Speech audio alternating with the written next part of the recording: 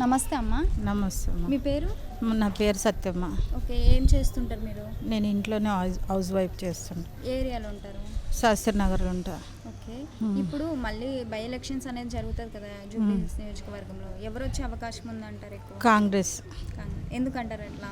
మాకు హెల్ప్ చేస్తారు కాబట్టి నేను చెప్తున్నాను. అవును, అంటే మాకు నీళ్ళ ప్రాబ్లం ఉంది, అందుకోసం చేస్తాడు అనేసి చేస్తున్నాం. ఓకే, రేవంత్ రెడ్డి గారి పరిపాలన ఎలా ఉందంటే ఏం చెప్తారు? దానికి ఏం చెప్తాం అమ్మ, ఆయన కూడా చేస్తుండే అని చెప్తాం. మంచిగా చేస్తుండే అని చెప్తాం. సార్ చెప్పిన పథకాలన్నీ మీకు అందుతున్నాయా మరి? సన్న బియ్యము అందుతున్నాయి. ఎలా ఉంది, తింటున్నారా మరి? సన్న తినాలి కదమ్మా, గరీబులం తినాలి కదా, తినకుంటే ఎలా ఉంటుంది? అంటే ఫ్రీ కరెంట్ వస్తుందా మీకు? ఫ్రీ కరెంట్ ఏం వస్తలేదు మాకు. మేము కట్టుకుంటున్నాం, బిల్లు కట్టుకుంటున్నాం. నెలకు 1500 2000 వస్తుంది మాకు. కట్టుకుంటున్నాం. మేము రాపించినాం కూడా మాకేమీ రాలేదు ఇంకా. ఇది మహిళలకి ఫ్రీ బస్ పెట్టారు కదా, మరి ప్రయాణిస్తున్నారా అందులో?